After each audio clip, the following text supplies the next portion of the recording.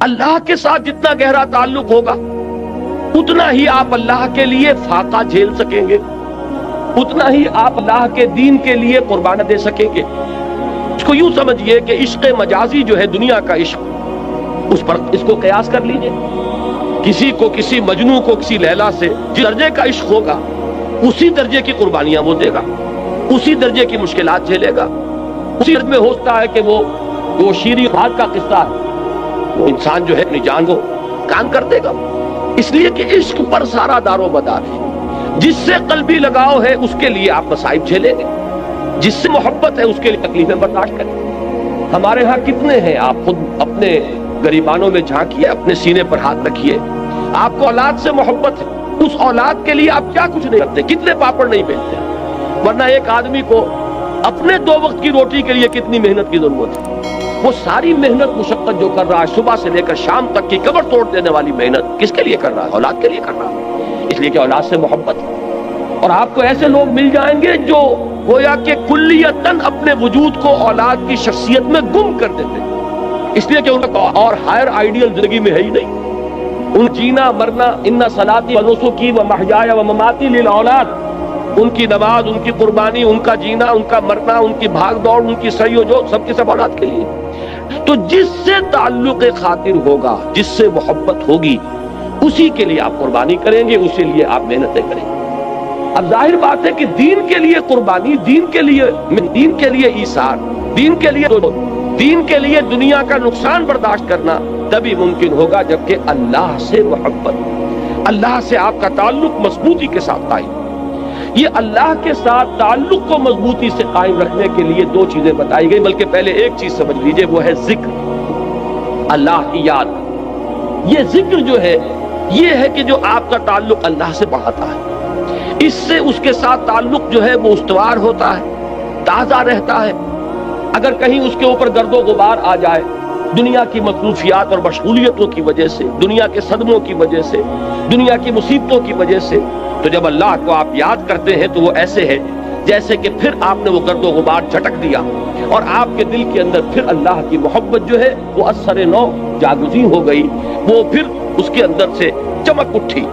یہ ذکر ہے اصل میں کہ جو بندہ مومن کا سب سے بڑا ہتھیار ہے، اس کو سب سے زیادہ قوت عطا کرنے والی چیز اللہ کا ذکر ہے۔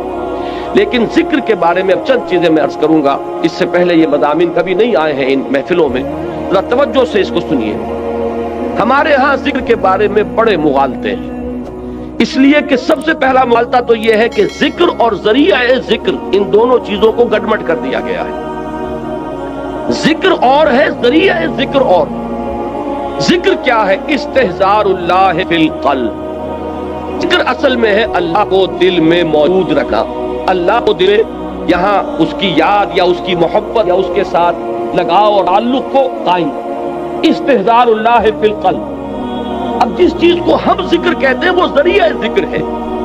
میں بیٹھ کر اگر کہہ رہا ہوں سبحان اللہ سبحان اللہ سبحان اللہ سبحان اللہ، یہ ذریعہ ذکر ہے، ذکر نہیں ہے۔ اب اگر یہ آپ سبحان اللہ کی تسبیح تو کر رہے ہیں لیکن دماغ آپ کا چکر لگا رہا ہے اپنے کاروبار میں، آپ نے کوئی پرابلم تھا، دکان سے اٹھ کر آئے ہیں اور ذہن آپ کا اسی پرابلم کو حل کرنے میں لگا ہوا ہے، تو چاہے تسبیح آپ نے پوری کر لی، تو ذکر کا یہ ذریعہ تو آپ نے اختیار کیا، ذکر آپ کو حاصل نہیں ہوا۔ اسی طریقے سے نماز کیا ہے؟ ذریعہ ذکر ہے۔ سورہ طٰہٰ کی بڑی پیاری آیت ہے وہ، اور وہ ابتدائی وحیوں میں سے ہے جو بلکہ پہلی وحی جو حضرت موسیٰ علیہ السلام پر ہوئی، اس میں الفاظ آتے اقم الصلاۃ لذکری، نماز کو قائم کرو میری یاد کے لیے۔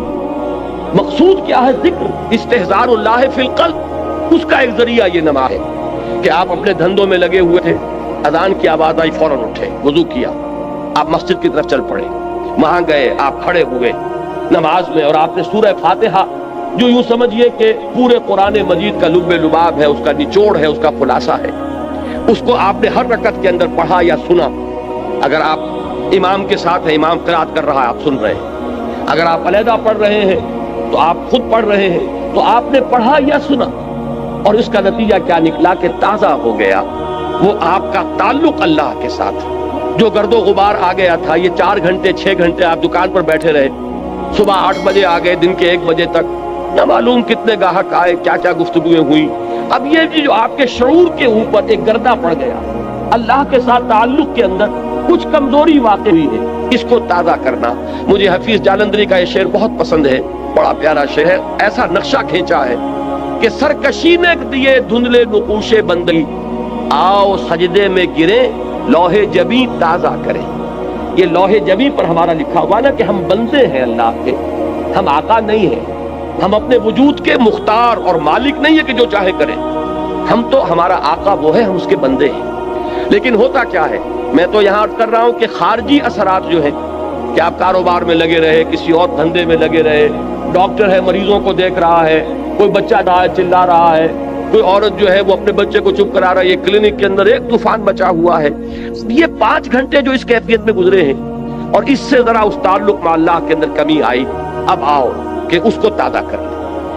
یہاں حفیظ نے بلکہ دوسری بات کی طرف توجہ دلائی، خود ہمارے اندر سے جو ابال اٹھتا رہتا ہے نفسانیت کا اور اپنے تکبر کا، اور شیطان جو پھونکے مارتا رہتا ہے ہمارے دل میں، اس سے بھی وہ بندگی کا نقش ہے وہ مدھم پڑ جاتا ہے۔ تو خارجی اثرات ہوں یا داخلی اثرات ہوں، ان سے اگر وہ عہد بندگی جو ہے جو ہماری پیشانی پر نقش تھا وہ کچھ مدھم پڑ گیا، تو آؤ کہ سجدے میں گرے تاکہ ہماری جبین جب زمین پر ٹکے اللہ کے سامنے تو ہمارا وہ گرد و غبار اوپر سے ہٹ جائے اور اللہ کی بندگی کا وہ نقش تازہ ہو جائے۔ تو سرکشی نے کر دیے دھندلے نقوش بندگی، آؤ سجدے میں گرے لوح جبیں تازہ کرے۔ تو نماز بھی ذکر کا ذریعہ ہے، آپ نے بات سمجھ لی۔ اب اگر ایک شخص نماز ادا کر رہا ہے، فرض کیجئے کہ اس نے 17 رکعتیں جو ہے وہ عشاء کی پڑھ لی، پوری 17 گن کر 4 پہلی سنتیں بھی، پھر 4 فرض بھی باجماعت ادا کیے، پھر 2 سنتیں، نفل، وتر، پھر نفل، سب کر لیے۔ لیکن دماغ کبھی کسی وادی میں، فی کل وادی یہی مون، کہیں کسی خیال میں، کہیں کسی چکر میں، وہ آپ کو اگر حضور قلب حاصل نہیں ہوا تو ذکر حاصل نہیں ہوا۔ اس کے یہ معنی نہیں کہ نماز بیکار گئی، یہ ہے بالکل منکرین سنت اور منکرین حدیث اس انتہا تک بات کو لے جاتے ہیں۔ آپ کی نماز ضائع نہیں جائے گی، اس لیے کہ آپ نے جو یہ مشقت جھیلی ہے، عشاء کی نماز ہے، اس وقت تو آپ کا جسم تھکا ہوا تھا، جسم جو اندر سے تقاضا کر رہا تھا کہ جاؤ لیٹ جاؤ آرام کرو، یا ممکن ہے کہ یہ تقاضا ہو رہا ہو کہ آج فلاں ڈرامہ آ رہا ہے ٹیلی ویژن پہ، چلو بیٹھو اس کو دیکھو۔ اس وقت اگر آپ ان تمام چیزوں سے منہ موڑ کر آئے، مسجد میں آپ نے حاضری دی، 17 رکعتیں آپ نے ادا کی، اللہ ظالم نہیں ہے کہ آپ کی اس مشقت کو وہ ان ریوارڈڈ رہنے دیں، اس کی اجرت ملے گی، اس کا اجر ملے گا، اس کا ثواب ملے گا۔ آپ نے فرض سمجھا تو آئے نا، اللہ تعالیٰ کی طرف کے جناب میں آپ نے اپنے ایمان کا ایک ثبوت تو فراہم کیا نا کہ میں نے سمجھا ہے کہ یہ نماز فرض ہے، لہذا میں یہاں حاضر ہوا۔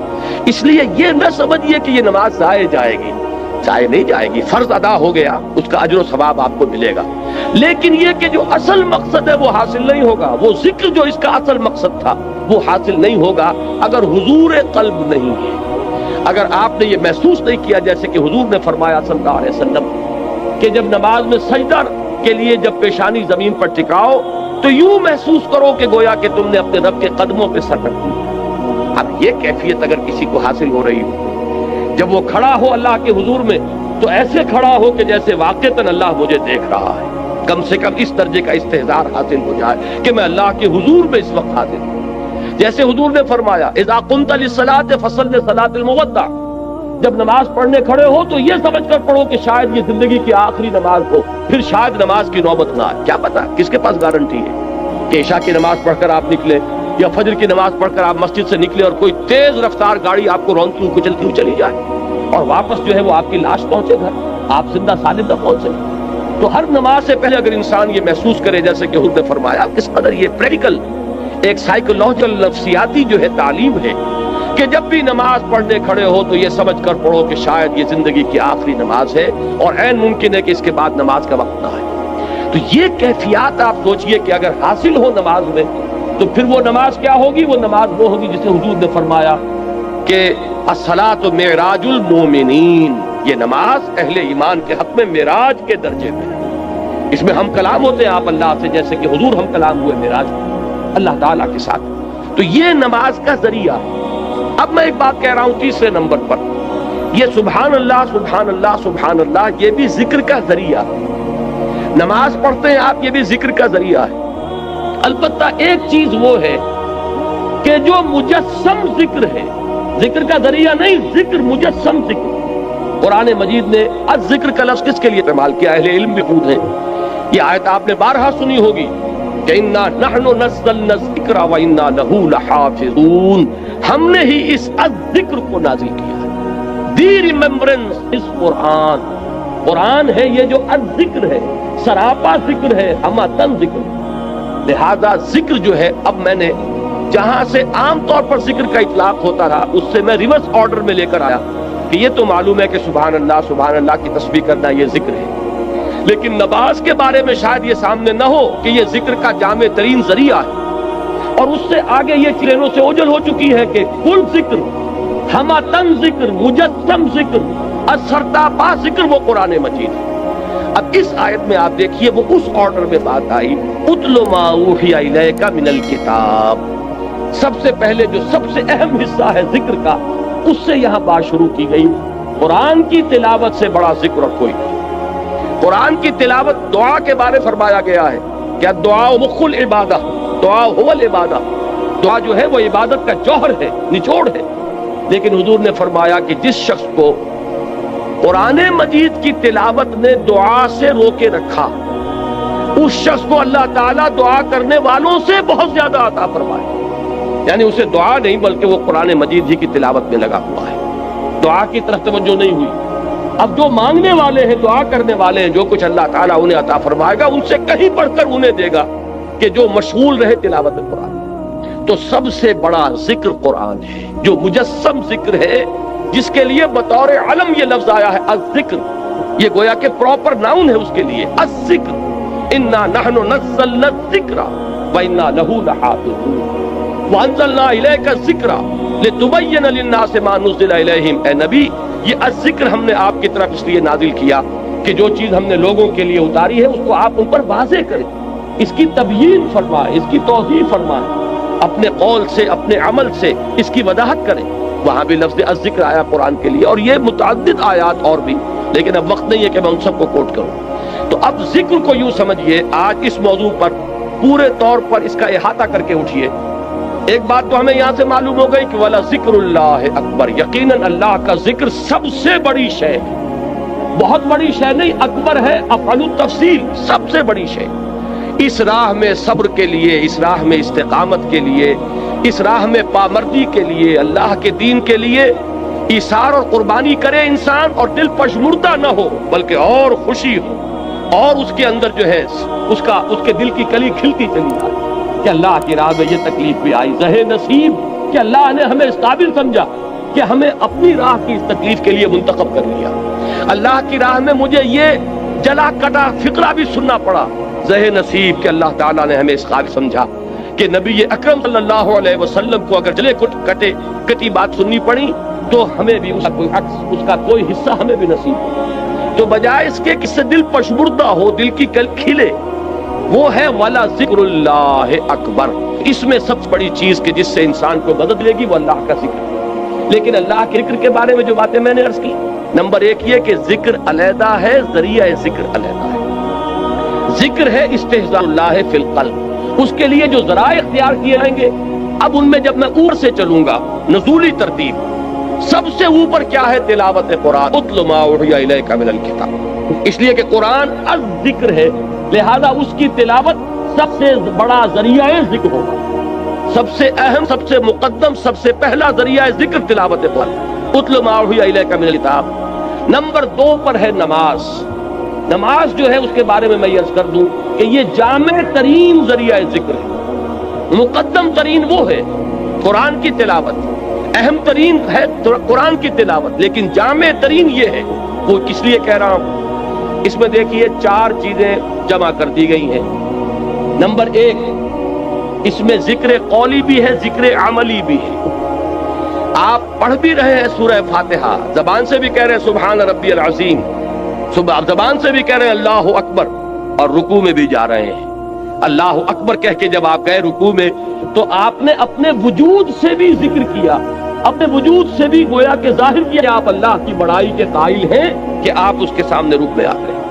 پھر آپ جب سجدے میں گرے ہیں تو گویا کہ آپ نے اپنے پورے وجود سے ظاہر کیا کہ آپ کے ذہن میں، آپ کے قلب پر اللہ کی عظمت کا نقش اتنا گہرا ہے کہ آپ نے اپنی پیشانی اس کے قدموں میں۔ معلوم یہ ہوا کہ یہ ذکر قولی بھی ہے اور ذکر عملی بھی شامل ہے۔ جیسے سائنس کی تعلیم ہوتی ہے، کلاس روم میں لیکچر ہوتے ہیں اور پھر جا کر لیبارٹری میں ایکسپیریمنٹیشن ہوتی ہے، یہ دونوں چیزیں جب جمع ہو جاتی ہیں تب وہ بات راسخ ہو جاتی ہے۔ تو ذکر قولی اور ذکر عملی، اور نمبر 2 ذکر قولی میں بھی، اب یہ میں ایک اصطلاح خود ایجاد کر کے آپ کے سامنے رکھ رہا ہوں۔ ایک ہے ایکٹیو ذکر اور ایک ہے پیسیو ذکر۔ ایکٹیو ذکر کیا ہے؟ جس میں خطاب ہوتا ہے اللہ کے ساتھ، جس میں کہ علامہ اقبال نے میننگ آف پریئر، ان پر ان کا ایک لیکچر ہے، وہ جو ان کے 7 لیکچرز ہیں تباہ شدہ، reconstruction of religion thought in Islam, اس میں ایک meaning of prayer in Islam, اسلام میں دعا اور نماز کا مقام کیا ہے، اس کا مفہوم کیا ہے۔ بڑی پیاری بات ایک یہ کہی ہے کہ انسان جب دعا کرتا ہے اللہ سے تو اس میں وہ انائے صغیر انائے کبیر کے بالکل سامنے آ جاتی ہے۔ ایک تو یہ ہے کہ آپ جملہ خبریہ کی شکل میں اللہ اکبر اللہ اکبر اللہ اکبر آپ نے 34 مرتبہ کہا، اللہ سب سے بڑا ہے، اللہ سب سے بڑا ہے، اللہ سب سے بڑا ہے، یہ غائب کے سیدھے میں بات ہو رہی ہے، اس میں خطاب نہیں ہے، اس لیے میں اس کو کہتا ہوں پیسیو ذکر۔ اور ایک ایکٹیو ذکر ہے جس میں آپ اللہ سے ہم کلام ہوتے ہیں، ایاک نعبد و ایاک نستعین اہدنا الصراط المستقیم، یہ کیا ہے؟ اس میں آپ اللہ سے ہم کلام ہیں۔ یہاں آپ کی وہ انائے صغیر، دی فائنائٹ ایگو، وہ بالکل انفائنائٹ ایگو کے سامنے آ کر اس سے خطاب کر رہی ہے۔ تو افلاک سے آتا ہے نالوں کا جواب آخر، اٹھتے ہیں حجاب آخر، کرتے ہیں خطاب آخر۔ تو یہ جو خطاب والا انداز ہے نماز میں آپ کو یہ بھی ملے گا۔ سورہ فاتحہ کا اہم ترین حصہ یہی ہے۔ شروع میں جو ہے غائبانہ انداز میں آپ کہتے ہیں الحمدللہ رب العالمین الرحمن الرحیم مالک یوم الدین، یہ غائبانہ انداز ہے، یہ جملہ خبریہ ہے۔ لیکن یہاں ایاک نعبد و ایاک نستعین، اب یہاں خطاب ہو گیا، اب آپ اللہ سے براہ راست ہم کلام ہیں۔ تو نماز میں نے عرض کیا کہ ذکر قولی اور ذکر عملی جمع ہو گئے، اور ذکر قولی میں یہ بھی کہ خطاب والا ذکر جس میں اللہ سے ہم کلام ہو، اور ایک یہ کہ غائبانہ انداز میں اللہ کی تسبیح، اللہ کی تحلیل، اللہ کی تکبیر، آپ ہر مرتبہ جب اٹھ رہے ہیں اللہ اکبر، اب یہ کیا ہے؟ یہ بھی ذکر ہے۔ تو معلوم ہوا کہ ذکر کا اہم ترین مقدم ترین ذریعہ تلاوت قرآن، ذکر کا جامع ترین ذریعہ نماز۔ اتل ما اوحی الیک من الکتاب واقم الصلاۃ ان الصلاۃ تنہی عن الفحشاء والمنکر، یقیناً نماز روکتی ہے فحشاء سے اور منکر سے۔ اب یہاں پہ تھوڑی سی بات کروں گا، اس وقت میری آج کی گفتگو کے اعتبار سے یہ بات ضمنی ہوگی، اس لیے کہ کافی دور تک پہنچنا ہے ہمیں۔ یہ عام طور پر لوگوں کے ذہن میں رہتا ہے کہ صاحب یہ نماز ہم پڑھتے ہیں، لیکن نماز کے ساتھ لوگ 420 بھی کرتے ہیں، نماز بھی پڑھتے ہیں جھوٹ بھی بولتے ہیں، نماز بھی پڑھتے ہیں بلیک مارکیٹنگ بھی کرتے ہیں، نماز بھی پڑھتے ہیں یہ بھی کرتے ہیں۔ یہ ہے ہمارے معاشرے کا، اور نوجوان نسل میں جو ابا اور جو بغاوت پیدا ہوئی ہے دین سے، میں بربلا یہ کہتا ہوں کہ یہ ان مذہبی لوگوں کا رد عمل بھی ہے جنہیں وہ اپنی آنکھوں سے دیکھتے ہیں کہ ہمارے ابا جان نماز میں تو بڑے پکے ہیں، لیکن اتنے ہی پکے جو ہیں وہ دکان پر جھوٹ بولنے میں بھی۔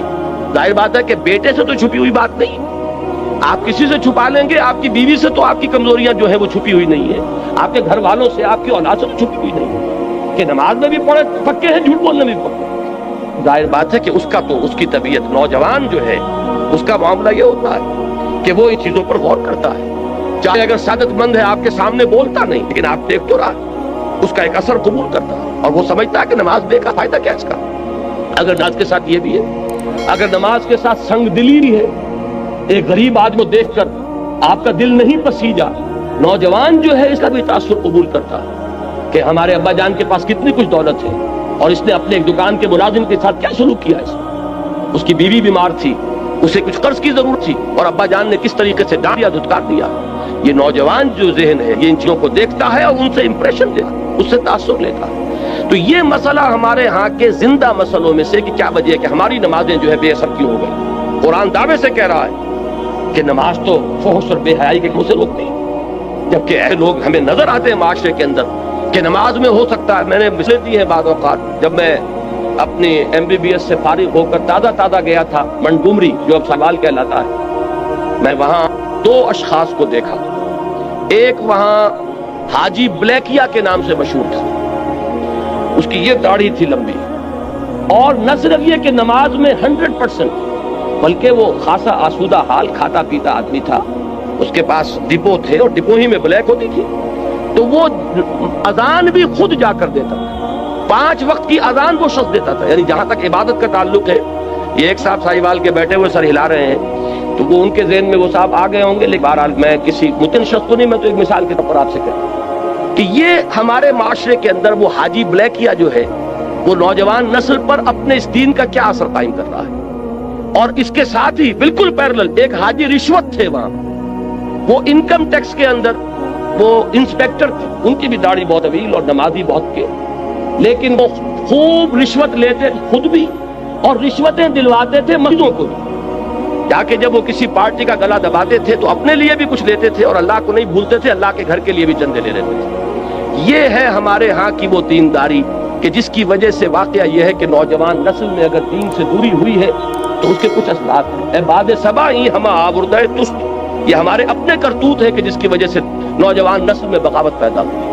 وہ کیوں ہے؟ وہ اسی وجہ سے ہے کہ یہ نماز رہ گئی رسم اذان, روح بلالی نہ رہی. پوری زندگی کے ساتھ اس کی کوئی کوآرڈینیشن نہیں ہے, اس کی کوئی مطابقت نہیں.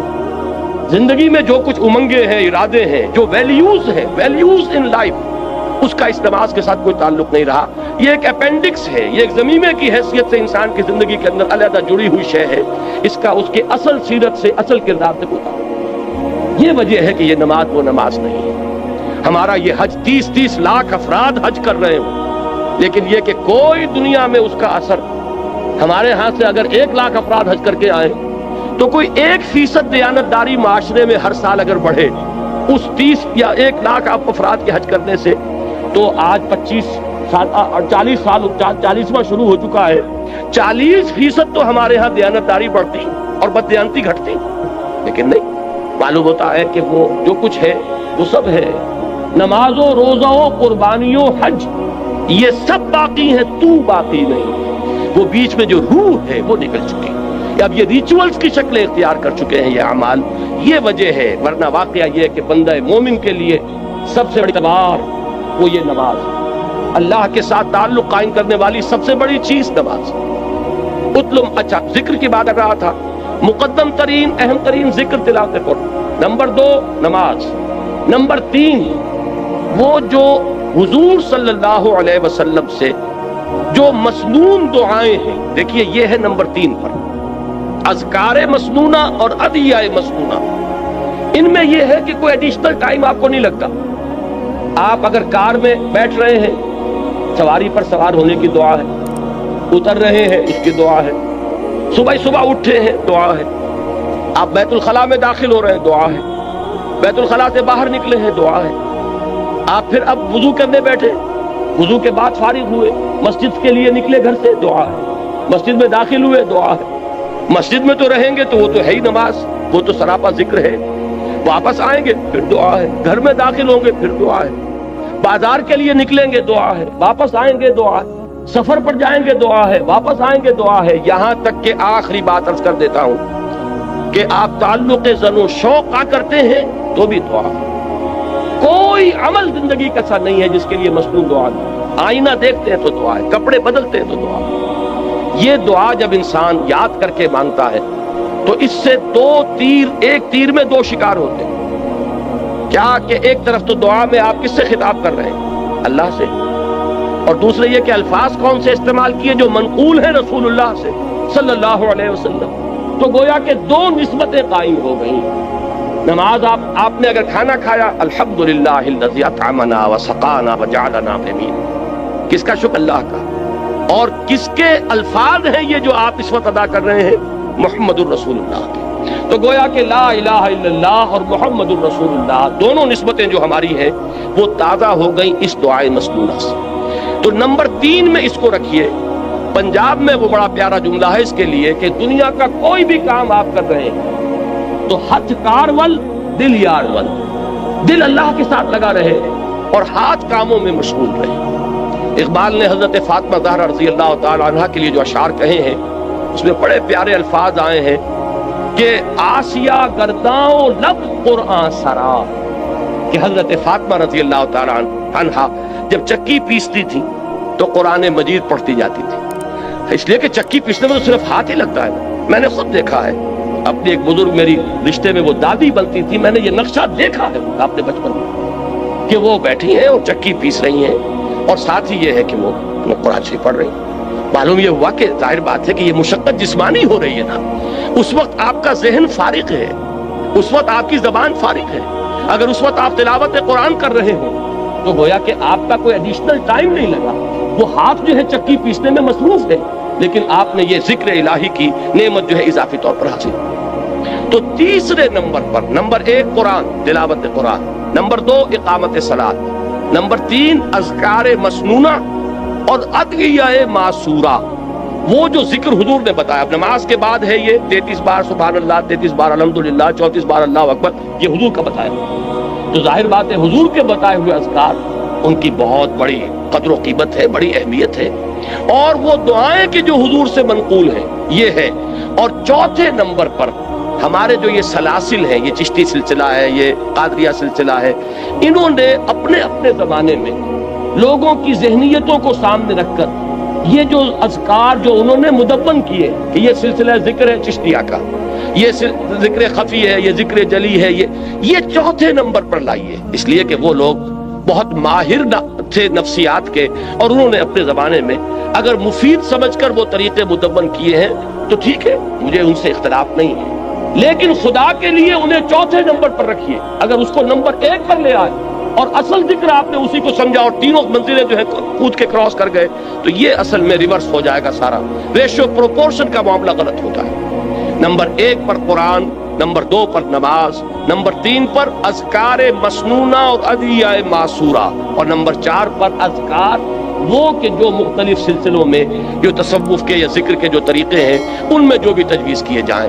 اگر یہ ترتیب رہے گی تو انشاءاللہ تعالی اس کی تمام برکات جو ہے صحیح طور پر پائے گی۔ بہرحال یہاں اس پوری آیت کا جو نتیجہ نکلا وہ کیا ہے؟ جو شخص اللہ کے دین کے لیے جد و جہد میں، محنت میں، کشمکش میں مبتلا ہو، اس کو جان لینا چاہیے کہ اس میں صبر و ثبات کے لیے اصل چیز کیا ہے؟ اللہ کے ساتھ تعلق۔ اللہ کے تعلق کے لیے کیا چیز ہے؟ اللہ کا ذکر۔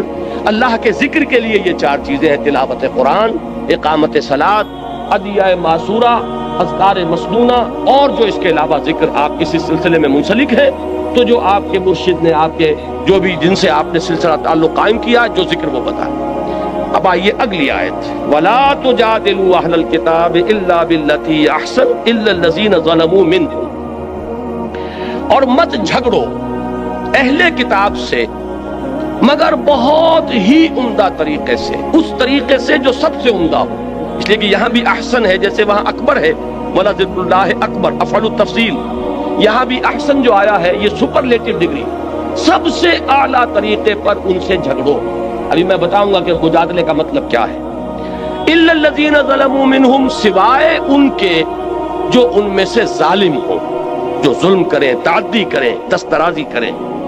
اب یہاں بات سمجھ لیجئے، تعویل خاص جو ہے اس کے اعتبار سے یہ حکم ہو رہا ہے مسلمانوں کو اہل کتاب کے ذمن میں، اس لیے کہ حضور صلی اللہ علیہ وسلم اور صحابہ کرام جب اس دین کی کشمکش میں مبتلا تھے، دعوت دے رہے تھے اور ادھر سے رد عمل ہو رہا تھا، مصیبتیں تھیں، مشکلات تھیں، تو عرب میں 2 طبقے تھے۔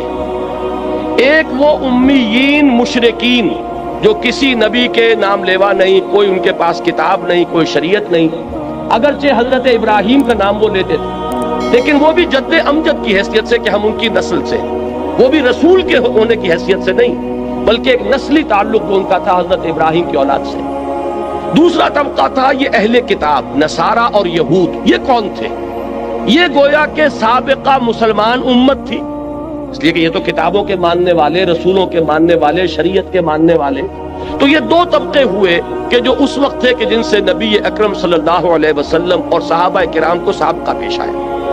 اب ان میں سے جہاں تک مشرکین کا تعلق ہے، ظاہر بات ہے کہ وہ تو ضلالا بعیدہ والی بات ہے، بہت دور نکل گئے، مشرک ہیں، بتوں کو پوج رہے ہیں، ان کے ہاں تو کوئی بھی خیر موجود ہے ہی نہیں۔ لیکن جہاں تک ان اہل کتاب کا تعلق ہے، اگرچہ اخلاقی طور پر کیا آپ نے ان کی صفائی کی، ان کی طرف سے ایک اور کوئی حملہ ہو گیا، تو یہ بحث و نزاع جو ہے یہ جدال ہے۔ اب اس میں ظاہر بات ہے کہ جب آپ دین کے غلبے کی جد و جہد کر رہے ہیں تو آپ یہ نہیں کہہ سکتے کہ بھائی کسی سے کچھ نہ کہو، کسی سے مت الجھو، الجھنا تو پڑے گا، دین غالب کیسے ہوگا؟ اس لیے کہ جو بھی باطل کے پرستار ہیں وہ تو راستہ روک کے کھڑے ہیں، وہ تو نہ یہ چاہتے ہیں کہ دین کا پیغام عام ہو، نہ یہ چاہتے ہیں کہ کوئی دین کی طرف پیش قدمی کرے، تو الجھنا تو پڑے گا، تصادم تو ہوگا، وہ تو ناگزیر ہے۔ یہ جو بعض بڑے نیک طبع لوگ ہوتے ہیں کہ صاحب بس آپ اپنا کام کیجئے، کسی سے الجھیے نہیں، میں ان کی نیکی کو تو داد دیتا ہوں، لیکن یہ میں سمجھتا ہوں کہ ان کے سامنے تصور ہی نہیں ہے، اس لیے کہ ان کے سامنے اگر وہ حرکی تصور ہو تو حرکی تصور میں تو الجھنا پڑے گا۔ جو آپ کا راستہ روک کر کھڑا ہو گیا اسے آپ ہٹائیں گے نہیں تو راستے میں کیسے چلیں گے؟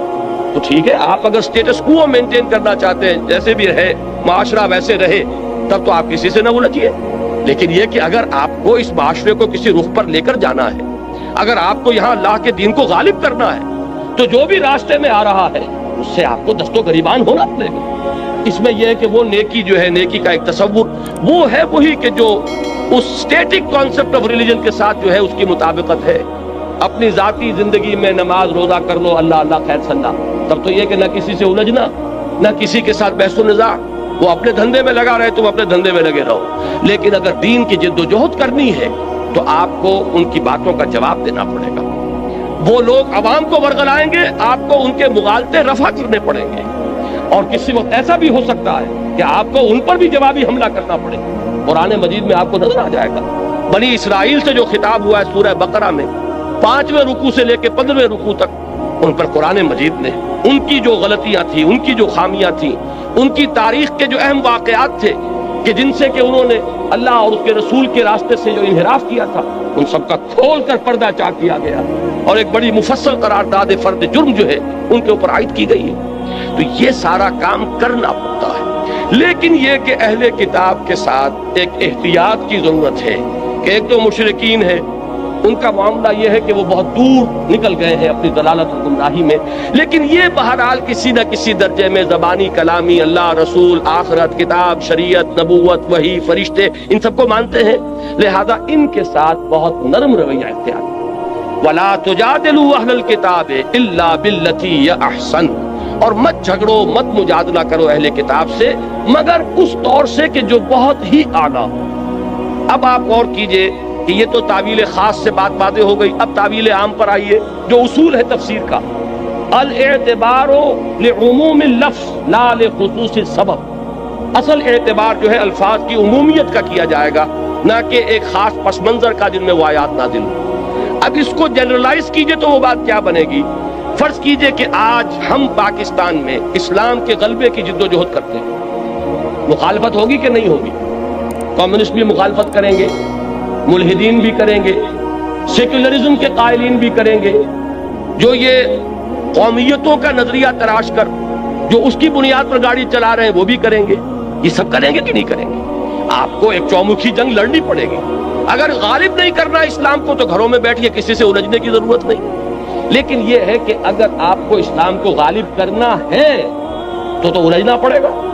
اب اس الجھنے میں ایک ہمارے ہاں وہ طبقات ہیں کہ جن کا کچھ نہ کچھ مذہب کے ساتھ تعلق ہے، ان کی کچھ نہ کچھ مذہب کے ساتھ جو ہے ان کی کمٹمنٹ ہے، وہ نماز روزہ کرتے ہیں، وہ کچھ نہ کچھ دین کا کے لیے محنت ہے، بھاگ دوڑ ہے، اگرچہ آپ سے اختلاف ہے،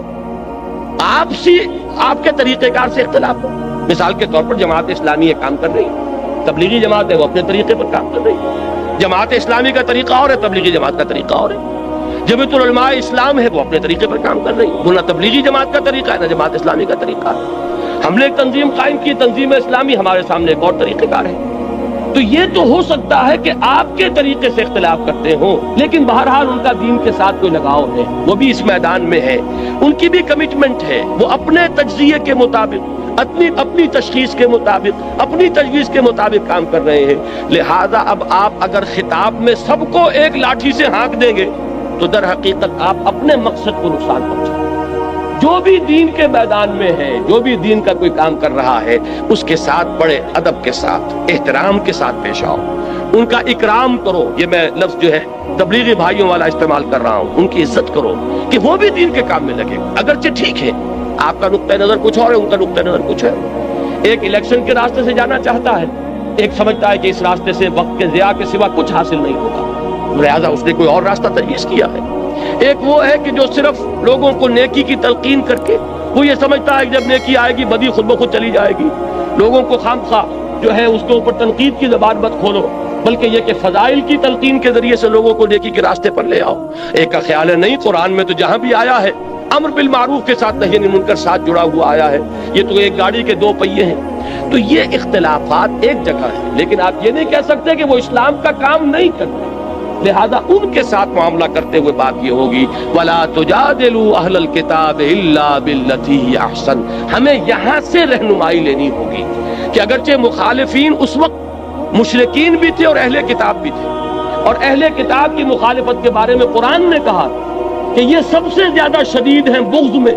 یہود کے علماء سے بڑھ کر دشمن کوئی نہیں تھا محمد رسول اللہ صلی اللہ علیہ وسلم کا, حالانکہ وہ خوب جانتے تھے یعرفونہ کما یعرفون ابناءہم, ایسے پہچانتے ہیں محمد کو جیسے اپنی اولاد کو پہچانتے ہیں. لیکن اس کے باوجود چونکہ ان کا ایک ماضی ہے, وہ رسولوں کے نام لیوا ہیں, ان کے ہاں کتاب ہے, تورات ہے, ان کے ہاں علماء ہے, ان کے ہاں مذہبی عدالتیں ہیں, لہذا ان کو بالکل مشرکین کے اعتبار رکھ دینا درست نہیں ہوگا. وَلَا تُجَادِلُوا أَهْلَ الْكِتَابِ إِلَّا بِالَّتِي هِيَ أَحْسَنُ. اب اس سے ہمیں کیا لینی ہوگی رہنمائی کہ اگر ہم اپنی سمجھ کے مطابق, اپنے فہم کے مطابق, اپنے تجزیے کے مطابق, اپنی تشخیص کے مطابق, اپنی تجویز کے مطابق دین کا کوئی کام کر رہے ہوں, تو جو بھی دین کے لیے کسی نہ کسی درجے میں ایکٹیو ہیں, کوئی کام کر رہے ہیں, کوئی توانائیاں صرف کر رہے ہیں, ان کے ساتھ یہ معاملہ اختیار کرنا ہوگا. کہیں نہ کہیں تو لازماً آئے گی بات اختلاف کی, اس لیے کہ ظاہر بات ہے کہ ہم کہیں گے بھائی ہم جو راستہ بتا رہے ہیں ہم نے اس لیے اختیار کیا کہ صحیح راستہ اس کو سمجھا. ہمیں کہنا پڑے گا کہ انتخاب کے اندر, یہ انتخابات میں حصہ لینے سے ملک کے اندر ایک اطمینان کی فضا پیدا ہو جانا یہ اپنی جگہ پر ہے, جو ہم چاہتے ہیں کہ ہونا چاہیے, کہ مختلف حصوں کے لوگوں کے اندر یہ اطمینان ہو کہ ہمیں ہمارے معاملات ہمارے ہاتھ میں ہیں. یہ نہیں ہے کہ کوئی ایک صوبہ سب پر حکومت کر رہا ہو, اس لیے کہ فوج کی حکومت ہے تو گویا کہ پنجاب کی حکومت ہے, باقی سندھ اور بلوچستان گویا کہ محکومی کے اندر زندگی بسر کر رہے ہیں. یہ احساس بڑا خوفناک ہے, لہذا الیکشن کا ہونا اس احساس کو ختم کرنے کے لیے تو ضروری ہے. البتہ اسلام الیکشن کے راستے سے نہ قطعاً آنا محال مطلق, ناممکن, اس کے لیے تو انقلابی راستہ اختیار کرنا پڑے گا. اب اگر یہ بات میں زور دے کر نہ کہوں تو میری اس بات کے اوپر کون توجہ کرے گا, کون آئے گا میرے اس راستے پر, کون میرا دست و بازو بنے گا, کون میرا ساتھ دے گا؟ تو مجھے یہ بات تو کہنی پڑے گی, لیکن یہ ہے کہ اس میں وہ تمام احتیاطیں ملحوظ رہیں کہ بہرحال وہ بھی جو کچھ کر رہے ہیں دین کے لیے کر رہے ہیں, اپنی سمجھ کے مطابق دین ہی کی خدمت ہے. ان کے سامنے بھی یہی ہے, چاہے وہ جمعیت علماء ہو, چاہے تبلیغی جماعت ہو, جماعت اسلامی ہو. تو ہمیں یہاں سے یہ دوسری ہدایت ہے کہ جو اخذ کرنی ہے, وَلَا تُجَادِلُوا أَهْلَ الْكِتَابِ إِلَّا بِالَّتِي أَحْسَنُ إِلَّا الَّذِينَ ظَلَمُوا مِنْهُمْ. یہ ذرا مشکلات القرآن میں سے یہ مقام, سوائے ان کے جو ان میں سے ظلم پر, سرکشی پر, تعدی پر اور حق تلفی کے اوپر کمر کشنے. اب یہ استثناء کس سے ہے؟ دو نتیجے اس کے نکل سکتے ہیں. ایک اللہ نے دوسرے اللہ کو کینسل کر دیا تو اس کا مطلب یہ ہوا کہ ان سے جھگڑو ہی نہ, اس کے منہ ہی نہ لگو. اور ایک یہ ہو سکتا ہے کہ یہ اس اللہ نے صرف احسن کی نفی کی ہے, گویا کہ ان کے ساتھ جھگڑو تو انہیں ترکی بترکی جواب بھی دے سکتے ہو. اس لیے کہ جن لوگوں کے بارے میں یہ یقین ہو جائے کہ یہ نہ سننا چاہتے ہیں, نہ ماننا چاہتے ہیں, نہ کوئی معقول بات سننے کے لیے تیار ہے, انہوں نے مخالفت پر کمر کس لی, انہوں نے فتویٰ بازی شروع کر دی ہے راستہ روکنے کے لیے, تو ظاہر بات ہے کہ اگر ان کے ساتھ بھی اگر آپ نے وہ معاملہ اختیار کیا تو وہ گویا کہ اپنی منزل کو آپ کھوٹا کریں گے. ان کا جواب دینا پڑتا, کسی وقت سختی کا جواب سختی کے ساتھ دینا پڑتا, لیکن اس میں بھی بڑی احتیاط کی ضرورت ہوگی. یہ دونوں مفہوم اس میں موجود ہیں. اچھا, اب جو بات یہ تو ہوئی منفی بات, مثبت بات کیا ہے؟ یہ انداز اختیار کرو, وَقُولُوا آمَنَّا بِالَّذِي أُنزِلَ إِلَيْنَا وَأُنزِلَ إِلَيْكُمْ. یہ کہو ان سے کہ ہم ایمان رکھتے ہیں اس چیز پر بھی کہ جو ہماری طرف نازل کی گئی اور اس پر بھی جو تمہاری طرف نازل کی گئی. چونکہ اہل کتاب کا ذکر ہے, ہم تو تورات پر بھی یقین رکھتے ہیں, ہم انجیل پر بھی یقین رکھتے ہیں. اگرچہ جو تورات تمہارے پاس ہے اس میں تحریف ہو گئی ہے, لیکن اس کی تصدیق قرآن کرتا ہے کہ تورات اللہ کی کتاب تھی جو اللہ نے موسیٰ علیہ السلام کو عطا فرمائی. جو انجیل آج تم پیش کر رہے ہو اگرچہ منوعن اس کو ہم نہیں مانتے، لیکن یہ بات ہم مانتے ہیں کہ وہ انجیل و یقیناً اللہ کی کتاب تھی کہ جو اللہ نے حضرت عیسیٰ علیہ السلام کو عطا فرمائی. تو قولوا آمنا بالذی انزل الینا وانزل الیکم، ان سے کہو ہم تو ایمان رکھتے ہیں، ہمارے اندر تو کوئی تعصب نہیں، کوئی عصبیت نہیں، کوئی گروہ بندی نہیں. ہم تو ایمان رکھتے ہیں اس پر بھی کہ جو وہی ہماری طرف کیا جا رہا ہے قرآن، اور ایمان رکھتے ہیں ان کتابوں پر بھی جو تمہاری طرف نازل کی گئی ہے. وَإِلَٰهُنَا وَإِلَٰهُكُمْ وَاحِدٌ، اور ہمارا اور تمہارا الہ ایک ہے. ایسا نہیں ہے کہ وہ کوئی دو الہ ہو. ہم تو توحید کے ماننے والے ہیں. تمہارا پیدا کرنے والا بھی وہی جو ہمارا پیدا کرنے والا ہے، موسیٰ کا بھیجنے والا بھی وہی جو محمد کا بھیجنے والا ہے علی نبینا علیہ الصلوۃ والسلام. تو ہم تو اس الہ واحد کو مانتے ہیں. وَنَحْنُ لَهُ مُسْلِمُونَ، اور ہم نے تو اپنے آپ کو اس کے سپرد کر دیا ہے، اس کے سامنے سر جھکا دیا ہے. ہم نے اپنے آپ کو اس کے حوالے کر دیا، اس الہ واحد کے حوالے کر دیا جو ہمارا بھی الہ تمہارا بھی الہ، ہمارا بھی معبود تمہارا بھی معبود، ہمارا بھی خالق تمہارا بھی خالق، جو محمد کا بھیجنے والا بھی اور عیسیٰ اور موسیٰ کا بھیجنے والا بھی صلی اللہ علیہ وسلم علیہ الصلوۃ والسلام. لہذا یہ انداز جب آئے گا تو اس سے کیا نتیجہ نکلتا ہے کہ ایک انداز یہ ہوتا ہے بس ہم ہی ٹھیک ہیں، باقی سب کوئی ان کی کوئی بنیاد نہیں، کوئی حقیقت نہیں. آپ کو جہاں پر بھی جو نظر آئے اس کو تسلیم کیجیے، جہاں خیر نظر آئے اس کو مانیے، تاکہ لوگوں پر یہ اثر قائم ہو کہ ان کے اندر تعلی نہیں ہے، تکبر نہیں ہے، یہ بس ہم چما دیگرے نہیں، یہ انداز ان کا نہیں ہے کہ ہم ہی ہم اور کوئی نہ ہو، بلکہ یہ حق جہاں بھی پایا جاتا ہے اس کو مانتے ہیں. صحیح بات جب سامنے رکھی جائے فوراً تسلیم کرتے ہیں، حقیقت جب آئے لپک کر قبول کرتے ہیں. جیسے کہ حضور نے فرمایا الحکمت ضالۃ المومن هو احق بها حیث وجدها، حکمت اور دانائی کی بات تو مومن کی گویا کہ گمشدہ متاع ہے کہ وہ سب سے بڑھ کر حقدار ہے اس کا جہاں بھی پائے.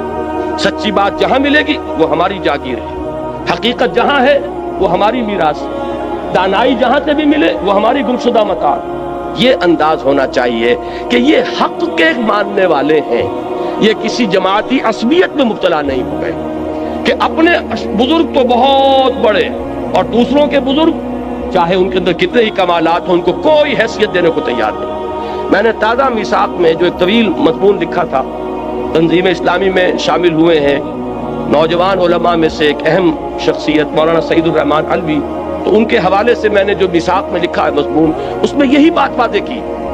ہمارے ہاں دینی حلقے اور دینی جماعتیں جو ہے اس طرح کے واٹر ٹائٹ کمپارٹمنٹس میں منقسم ہو گئے کہ اگر کوئی دیوبندی ہے تو ظاہر بات ہے کہ دیوبندی علماء سے اس نے پڑھا، دیوبندی علماء کی صحبت اس نے اٹھائی، ان کی عظمت کا نقش اس پر قائم ہوا. اب وہ انہی دیوبندی جرائد کو پڑھتے ہیں، دیوبندی کتابیں جو ہیں انہی کو پڑھیں گے، تفسیر پڑھیں گے تو دیوبندی علماء کی پڑھیں گے. لہذا ان کا پورا وہ ذہنی جو ہے وہ انحصار ہو جاتا ایک حلقے کے اندر. دوسرے حلقے میں کوئی عظمت ہے تو انہیں نظر ہی نہیں آئے گی، وہاں اگر کوئی علم کی بلندی ہے تو وہ اس سے واقف ہی نہیں، کوئی اونچی شخصیتیں گزری ہیں انہیں پتہ ہی نہیں. اب وہ بریلوی ہیں، کوئی خیر آبادی ہیں، کوئی بدایونی ہے، کوئی فرنگی بہلی ہے، کوئی اہل حدیث ہے. اب یہ مختلف طبقات ہمارے یہاں ہیں. جماعت اسلامی والے ہیں تو ان کے اپنے جرائد ہیں، ان کے اپنے اخبارات ہیں، ان کے اپنے رسائل ہیں، وہ انہی کو پڑھیں گے، انہی کی آنکھوں سے دیکھیں گے، انہی کے کانوں سے سنیں گے. ان کو جو عظمت اپنے حلقے کے لوگوں میں نظر آئے گی دوسروں میں نظر ہی نہیں آئے گی. اب اس کا جو ہے اس کو جب تک آپ توڑیں گے نہیں دین کا غلبہ نہیں ہو سکتا. اگر یہ کہ اپنے ہی حسن کا دیوانہ بنا پھرتا ہوں اور اپنے ہی بزرگوں کا پروانہ بنا پھرتا ہوں تو ان کے بزرگ وہ ہیں، آپ کے بزرگ یہ ہیں، آپ کے اور ان کے درمیان قدر مشترک کہاں سے آئے؟ تو اس بات کی ضرورت ہے کہ مختلف حلقوں کے لوگ جمع ہوں یہاں پر آ کر، تاکہ مختلف لوگوں کے جو ماضی ہے ان سے واقفیت پیدا ہو، ان کے ہر حلقے کی جو عظیم شخصیتیں گزری ہیں ان سے تعارف ہو. جب ان کی عظمت کا بھی نقش آئے گا تو دل کے اندر جو تنگی پیدا ہو گئی ہے اس میں کشادگی پیدا ہوگی انشاءاللہ العزیز. تو یہ چیز بھی ہمارے دین کی اقامت کی جد و جہد میں بہت ہے کہ اپنے سینوں کو کشادہ کریں، نگاہوں کو کھولیں، کانوں کو کھولیں. صرف یہ نہیں کہ بس کسی ایک ہی گھڑے کی مچھلی اور کسی ایک ہی کنویں کے میڈک بنے ہوئے ہیں، بلکہ چاہیے کہ دوسرے حلقوں کو دیکھیں، ان کے کتابوں کا مطالعہ کریں، ان کے جو بزرگ ہیں ان کے بھی حالات زندگی جو ہے ان کا مشاہدہ کریں. تو اس طریقے سے دلوں کے اندر بھی کشادگی ہوگی اور قریب آئے. یہ آیت اس اعتبار سے اقامت دین کی جد و جہد میں نہایت اہم ہدایت نمبر 2 ہوئی. وَلَا تُجَادِلُوا أَهْلَ الْكِتَابِ إِلَّا بِالَّتِي أَحْسَنَ إِلَّا الَّذِينَ ظَلَمُوا مِنْهُمْ وَقُولُوا آمَنَّا بِالَّذِي أُنزِلَ إِلَيْنَا وَأُنزِلَ إِلَيْكُمْ وَإِلَٰهُنَا وَإِلَٰهُكُمْ وَاحِدٌ وَنَحْنُ لَهُ مُسْلِمُونَ. اب یہ تیسری آیت جو ہے یہاں سے چھوڑ دیجئے، اب آگے آئیے. تیسری ہدایت اب آ رہی ہے سورہ عنکبوت کی. اب یہ آیات ہیں 55 سے اور 60 تک. یا عبادی الذین آمنوا ان ارضی واسعۃ فایای فاعبدون کل نفس ذائقۃ الموت ثم الینا ترجعون والذین آمنوا وعملوا الصالحات لنبوئنهم من الجنة غرفا تجری من تحت الانہار خالدین فیہا نعم اجر العاملین الذین صبروا وعلی ربهم یتوکلون وَكَأَيٍّ مِّن دَابَّةٍ لَا تَحْمِلُ رِزْقَهَا اللَّهُ يَرْزُقُهَا وَإِيَّاكُمْ وَهُوَ السَّمِيعُ الْعَلِيمُ. اس کے ساتھ یہ آیت نمبر 64 بھی پڑھ لیں. وَمَا هَٰذِهِ الْحَيَاةُ الدُّنْيَا إِلَّا لَهْوٌ وَلَعِبٌ وَإِنَّ الدَّارَ الْآخِرَةَ لَهِيَ الْحَيَوَانُ لَوْ كَانُوا يَعْلَمُونَ. یہ پوری جو میں نے آیات آپ کو پڑھ کر سنائی، ان کا اہم ترین مضمون ہے ایمان بالآخرہ. اصل میں موٹیویشن جو عملاً ملتی ہے انسان کو اور اس راہ میں قربانی کے لیے جو اس میں آمادگی پیدا ہوتی ہے، اس دنیا کا نقصان گوارا کرنے کے لیے انسان آمادہ ہوتا ہے، وہ ہوتا ہے ایمان بالآخرہ کی بنیاد. جتنا یقین گہرا ہوگا کہ آخرت حق ہے اور اصل زندگی وہ ہے، اتنا ہی آپ کا ویلیو سٹرکچر جو ہے بدلنا شروع ہو جائے. اس لیے کہ کون انسان ہے جو خیر نہیں چاہتا، نفع نہیں چاہتا، بھلائی نہیں چاہتا، بہتری نہیں چاہتا؟ یہ سب خیر، بھلائی، نفع، اسی کے لیے تو بھاگ دوڑ ہو رہی ہے. اب فرق کیا ہے؟ رخ معین ہو رہا ہے. اگر آخرت ذہن میں نہیں ہے تو ساری خیر دنیا کی خیر، ساری بھلائی دنیا کی بھلائی، سارا نفع دنیا کا نفع، ساری کامیابی دنیا کی کامیابی. اور اگر آخرت پر یقین ہو گیا جیسا کہ ہونا چاہیے. دیکھیے آخرت کے یقین کے بھی بہت سے درجے ہیں. ایک تو یہ کہ ہم زبان سے مانتے ہیں جی ہاں اٹھنا ہے، بعد بعد الموت ہے، جی اٹھنا ہے، آخرت ہے. لیکن آپ کے ذہن میں ریشیو پروپورشن قائم نہیں ہوا کہ آخرت کسے کہتے ہیں، دنیا کسے کہتے ہیں. ان کے درمیان مناسبت کیا ہے، نسبت کیا ہے؟ آخرت کی زندگی ابدی زندگی، یہ فانی زندگی. کوئی نسبت قائم ہوگی؟ جن لوگوں نے میتھمیٹکس پڑھا ہے وہ فائنائٹ اور انفائنائٹ میں کوئی نسبت قائم کر سکتے ہیں. ایک چیز انفائنائٹ لامحدود اور ایک چیز فائنائٹ. 80 برس بھی جی لو گے تو آخر ایک دن تو موت کا دن آئے گا کہ یہاں سے جانا ہوگا. اور 80 کی گارنٹی کس کے پاس ہے؟ کس کے پاس گارنٹی ہے کہ کل صبح کا سورج جو طلوع ہوتا ہوا اپنی ان آنکھوں سے دیکھ سکے؟ معلوم ہوا کہ دنیا کی یہ زندگی اتنی عارضی، اتنی ناپائیدار، اتنی فانی، اتنی ناقابل اعتماد کہ ایک دن کا بھی یقین نہیں. وہ بڑا پیارا مصرع ہے کہ سامان 100 برس کا ہے اور پل کی خبر نہیں، اس کو یقین ہے. لیکن ہماری ساری بھاگ دوڑ جو ہے ہو رہی ہے دنیا کے لیے، اس لیے کہ دنیا پر پورا یقین قائم ہے. دنیا تو نقد ہے آنکھوں کے سامنے. اب اگر یہ چیز ذہن میں قائم ہو جائے کہ وہ ابدی زندگی، ہمیشہ کی زندگی، بلکہ ابھی اس آیت کا ترجمہ کر لیجئے جو آخر میں پڑھی ہے، وَمَا هَٰذِهِ الْحَيَاةُ الدُّنْيَا إِلَّا لَهْوٌ وَلَعِبٌ وَإِنَّ الدَّارَ الْآخِرَةَ لَهِيَ الْحَيَوَانُ لَوْ كَانُوا يَعْلَمُونَ. یہ اس دنیا کی زندگی تو سوائے کھیل اور تماشے کے کچھ ہے ہی نہیں. حقیقت میں تو آخرت کا گھر وہ ہے اصل زندگی. کاش کہ انہیں معلوم ہوتا. اب آپ غور کیجئے، انسان کے عمل پر سب سے زیادہ اثر انداز ہونے والا عقیدہ آخرت ہے کہ اس سے سارا نقشہ بدل جاتا ہے. اصل زندگی وہ زندگی ہے، تو یہ زندگی جو ہے یہ تو کھیل تماشا ہے. ایک شخص کو آپ کو معلوم ہے ایک ڈرامے کے اندر بادشاہ کا رول مل گیا.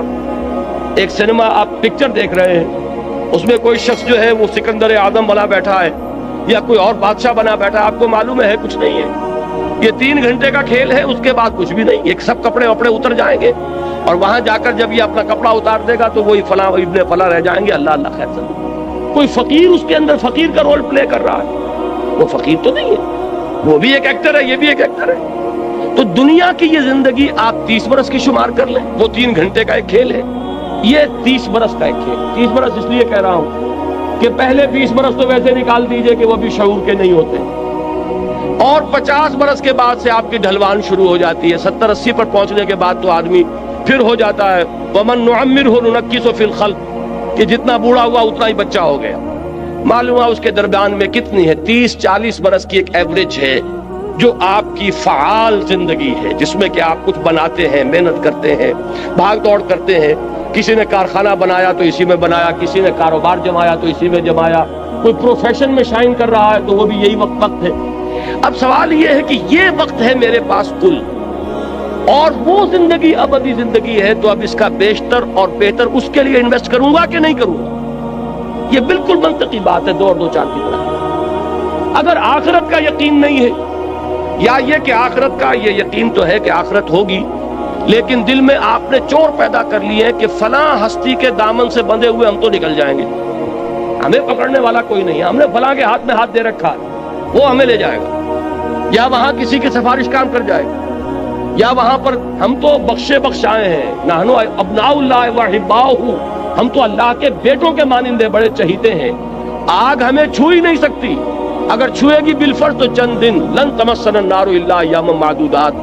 اب یہ خود اپنی جگہ ایک مستقل موضوع ہے میری مکمل تقریر کا، کہ عقیدہ آخرت سے انحراف کی 6 شکلیں ہیں، کہ بظاہر ایک شخص کہتا ہے کہ میں آخرت کا ماننے والا ہوں، حقیقت میں ماننے والا نہیں، اس لیے کہ اس نے اس کو کسی چیز سے ضرب دے دی ہے، 0 سے ضرب دے دی، تو 0 سے تو جو بڑے سے بڑا عدد ہے ضرب کھائے گا تو 0 ہو جائے گا، تو عقیدہ آخرت کو عقیدہ شفاعت کے ساتھ جوڑ دیا، 0 ہو گیا۔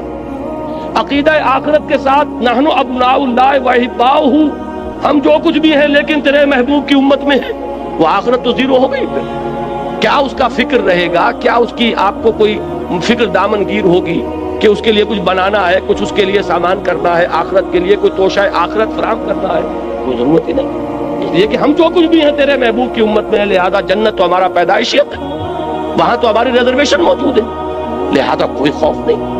اب یہ شکل جہاں ہوگی وہ عقیدہ آخرت بالکل معدوم ہو کر رہے، اس کا آپ کے عمل پر کوئی اثر نہیں۔ لیکن یہ 6 ہیں اس سے مراحل، جس کو میں اس وقت تفصیل سے بیان نہیں کر سکتا۔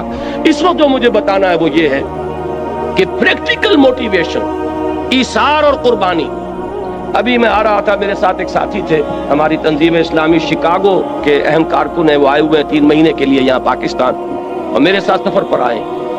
انہوں نے اپنی ایک آبزرویشن میرے سامنے بیان کی کہ میں یہ دیکھتا ہوں کہ دین کے لیے جو لوگ کام کرتے ہیں، لیکن اگر انہیں کوئی نقصان ہو جاتا ہے یا کوئی تکلیف ہوتی ہے تو بجائے اس پر کہ اس پر ان کے چہرے پر بشاشت پیدا ہو، پشمردگی آ جاتی ہے، حالانکہ بشاشت پیدا ہونی چاہیے۔ یہ میں نے کہا کہ آپ کی آبزرویشن جو ہے یہ بہت صحیح ہے، بہت درست ہے۔ اس کا سبب کیا ہے؟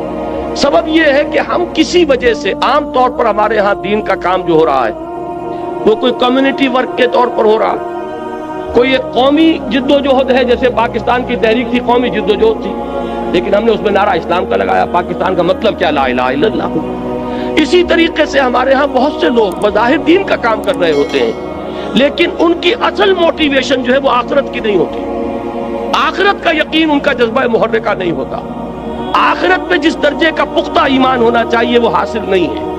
ورنہ تو یہ کہ یہاں کا گھاٹا ہو کر، گھوٹا دیکھ کر انسان کو خوشی ہونی چاہیے کہ یہاں جو مجھے ڈیبٹ ہو رہا ہے وہاں کریڈٹ ہو رہا ہے، یہاں جو نقصان ہو رہا ہے وہاں میری عاقبت بن رہی ہے۔ یہ یقین اگر ہوگا تو اگر کوئی تکلیف آئی تو بجائے پشمردگی کے استبشار پیدا ہوگا۔ یہ سورہ توبہ میں لفظ استعمال ہے، فَاسْتَبْشِرُوا بِبَيْعِكُمُ الَّذِي بَایَعْتُم بِهِ، تو خوشیاں مناؤ، تم پر تو بشاشت طاری ہونی چاہیے۔ جیسے حضرت خبیب کا لفظ آیا تھا کہ جب انہیں سولی دی جا رہی تھی تو جب پہلا نیزہ جو ہے ان کے کلیجے میں چبھویا گیا تو ان کی زبان سے بات نکلے، فزت ورب الکعبہ، کعبے کے رب کی قسم میں کامیاب ہو گیا۔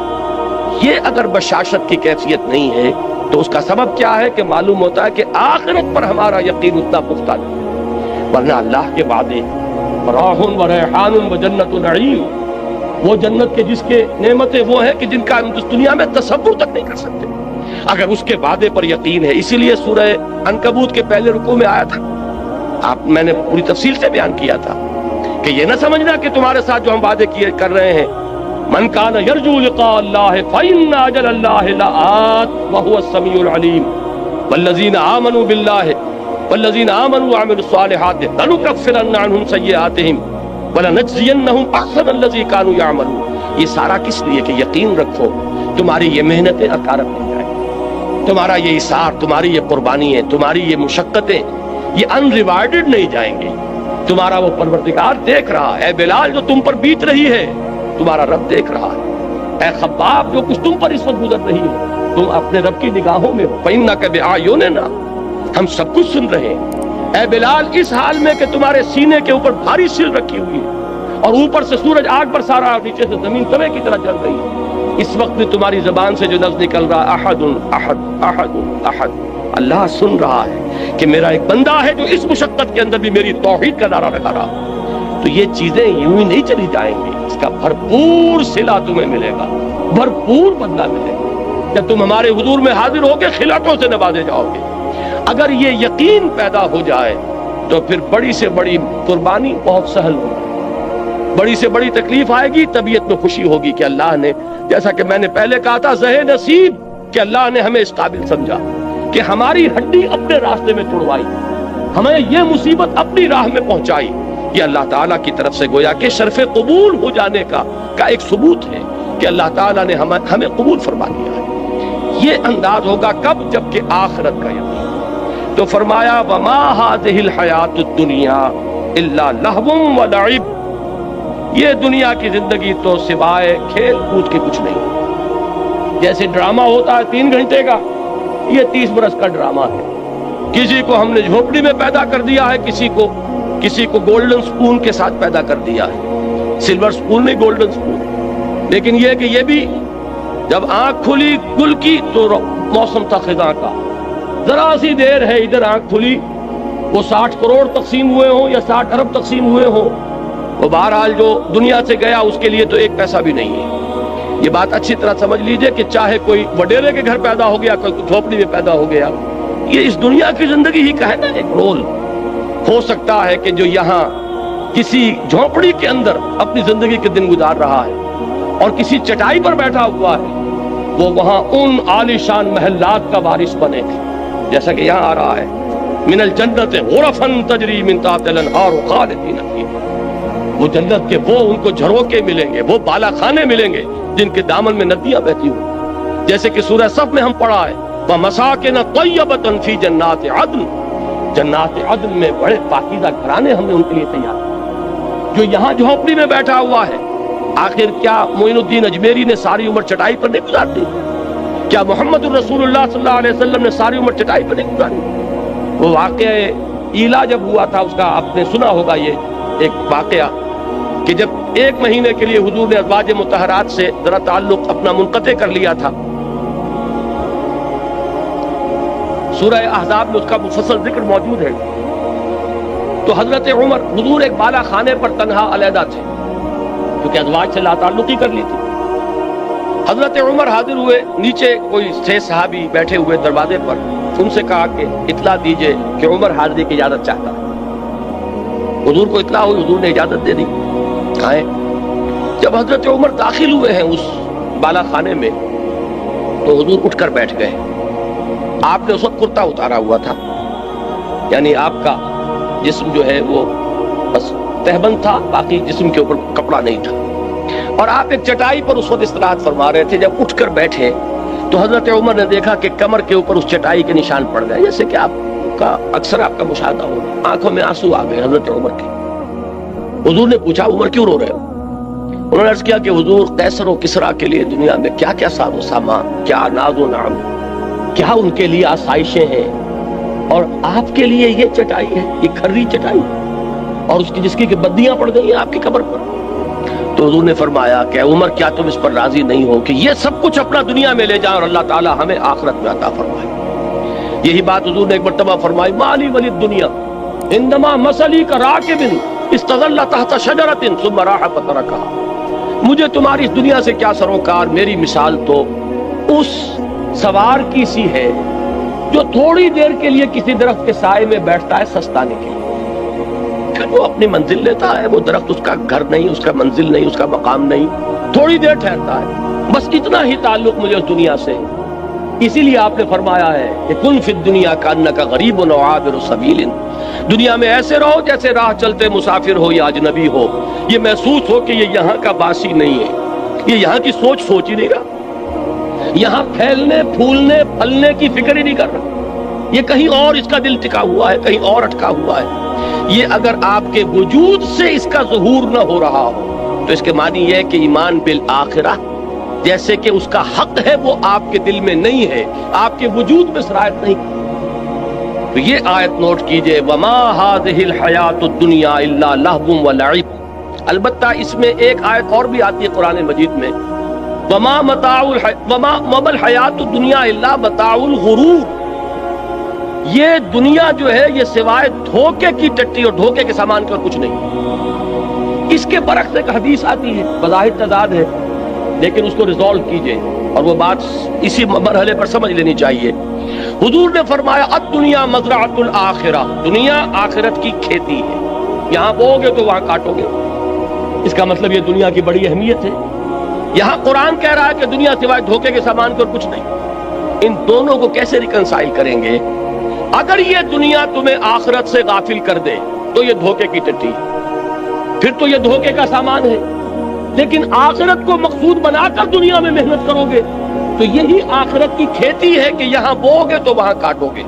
अगर यहाँ कुछ बोया नहीं तो काटोगे क्या वहां जाकर? इस एतबार से बंदे मोमिन को अपनी जिंदगी का एक एक लम्हा बहुत कीमती नजर आता है, इसलिए कि इस एक लम्हे में उसे वो काम करना है जिसका नतीजा उस अबदी जिंदगी में निकलेगा जिसको कभी खत्म नहीं होगा। इस एतबार से हमारा हर मोमेंट, हर लम्हा अमर है, इसलिए कि पोटेंशियली नतीजे के एतबार से ये अमर है, ये खत्म होने वाला नहीं है, इसलिए कि इसके नताइज उस जिंदगी में निकलेंगे कि जिसके लिए कोई इंतहा नहीं। लिहाजा इस एतबार से देखिए तो दुनिया का एक एक लम्हा निहायत कीमती।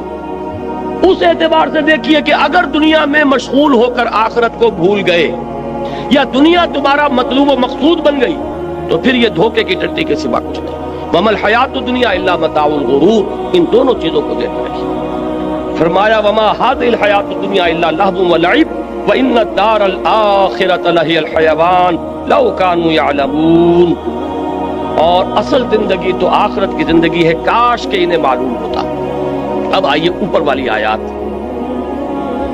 इसमें खास तौर पर हिजरत का हुक्म दिया जा रहा है, और बल्कि हुक्म न कहिए हिजरत का इशारा किया जा रहा, रहनुमाई दी जा रही है। ये हिजरत जो है जिसका यहां जिक्र हो रहा है ये हिजरत हबशा है। ये हुजूर की सीरत का जो मक्की दौर है उसका ये इब्तदाई मरहला फिर समझ लीजिए।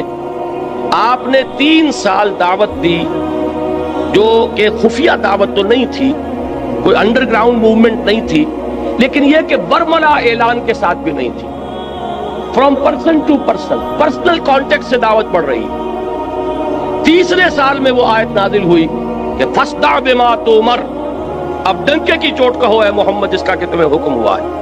तो आपने पहली मर्तबा कोहे सफा पर खड़े होकर आपने वाह सबा हा का नारा लगाया, लोगों को जमा किया और फिर अपनी दावत पेश की।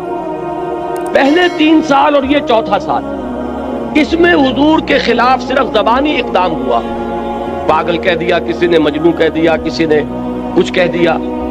लेकिन चौथे साल में आकर बात शुरू हो गई फिजिकल परसिक्यूशन। सताओ इन्हें, मारो इन्हें, भूखा रखो इन्हें, घरों में बंद कर दो इन्हें। जो नौजवान थे उन्हें घरों में बंद कर दिया गया। हजरत उस्मान रज़ी अल्लाह तआला अन्हु को उनके चचा ने एक चटाई के अंदर लपेट कर और धुआं दे दिया कि दम निकलने लगा घुटन की वजह से। किसी को घर से निकाल दिया गया, मादरजात बरहना, मुसअब बिन उमैर रज़ी अल्लाह तआला, मादरजात बरहना घर से निकाल दिया। किसी को, जैसा कि मैंने हजरत बिलाल का नक्शा खींचा, इस तरह सताया जा रहा है। किसी को दहकते हुए अंगारों पर लिटाया जा रहा है। ये चौथा साल जो है परसिक्यूशन, और 5वें साल में ये अपने नुक्ता उरूज को पहुंच गई। उसी वक्त ये आयात नाजिल हो रही और उसी वक्त उन्हें एक रहनुमाई दी गई। वो रहनुमाई ये है इसलिए कि 5वें साल में हिजरत हबशा हुई है, वो रहनुमाई इसमें दी जा रही। या इबादियल्लज़ीना आमनू इन्न अर्ज़ी वासिअतुन फ़इय्या फ़अबुदून। ऐ मेरे बंदो, मेरी जमीन बहुत कुशादा। अगर आपको हमारी वीडियो अच्छी लगी हो तो हमारे चैनल को सब्सक्राइब जरूर करें। डॉक्टर इसरार अहमद रहमतुल्लाह अलैह की वफात के लिए सूरह फातिहा पढ़कर कमेंट में आमीन लिखें। शुक्रिया।